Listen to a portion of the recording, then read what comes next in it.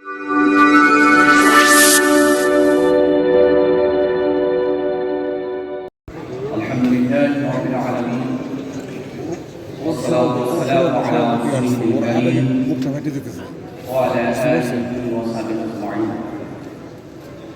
এদেশের মানুষের মুক্তিকামী সংগঠন দিন প্রতিষ্ঠার প্রিয় কাফেলা বাংলাদেশ জামাত ইসলামী ঢাকা মহানগর জামাতের ঢাকা মহানগর দক্ষিণ জামাতের উদ্যোগে আয়োজিত আজকের এই রোকন সম্মেলন। আজকে সম্মেলনের সম্মানিত সভাপতি ইসলামী ছাত্র শিবিরের সাবেক কেন্দ্রীয় সভাপতি আমাদের সকলের শ্রদ্ধাভাজন ভাই, উপস্থিত ইসলামী ছাত্র শিবিরের সাবেক কেন্দ্রীয় সভাপতিবৃন্দ, বাংলাদেশ জামাত ইসলামী নায়েবে আমিরবৃন্দ, অন্যান্য নেতৃবৃন্দ, জামাত ইসলামী ঢাকা মহানগরীর বিভিন্ন পর্যায়ের দায়িত্বশীল এবং প্রিয় সকল অন্যান্য আমন্ত্রিত অতিথিবৃন্দ, সাংবাদিক বন্ধুগণ এবং প্রশাসনের বিভিন্ন পর্যায়ে দায়িত্বরত ভাইয়েরা, আসসালামু আলাইকুম ওয়া রাহমাতুল্লাহ। ইসলাম আমাদেরকে মর্যাদার আসনে অধিষ্ঠিত করেছে। ইসলাম আমাদের মুক্তির সনদ। ইসলাম ব্যতীত আমাদের মুক্তির কোনো পথ, আমাদের মুক্তির কোনো পথ চলার কোনো মাধ্যম বা ব্যবস্থা নেই। কোরআনের ভাষায় হলো যারা ইসলাম ব্যতীত অন্য কোনো কিছুকে তালাশ করবে তারা হলো ব্যর্থ হবে। ইসলামই আমাদের জন্য মুক্তি, সবার মুক্তির জায়গা। ইসলাম আমাদের জন্য পরিপূর্ণ জীবন ব্যবস্থার নাম।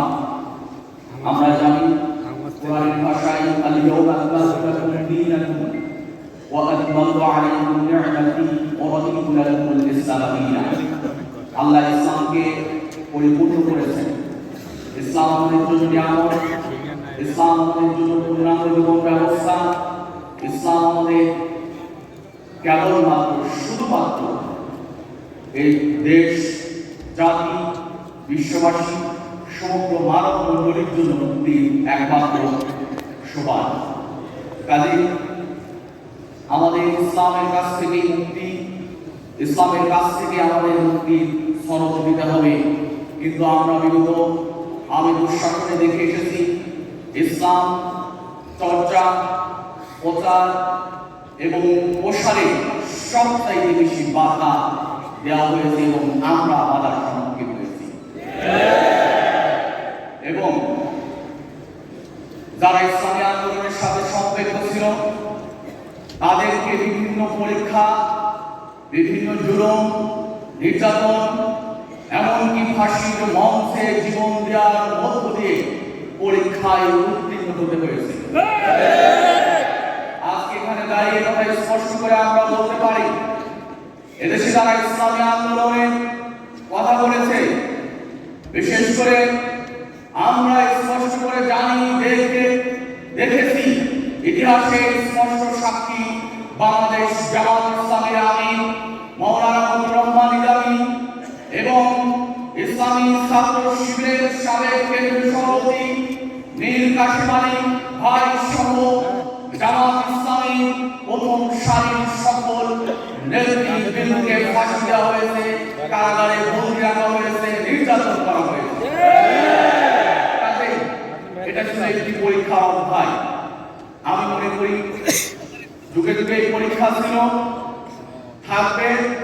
ইসলামী আন্দোলনের যারা অগ্রণী সেনানী হবে, কর্মী হবে, উদয় হবে, তারা এই পরীক্ষায় উত্তীর্ণ হবে।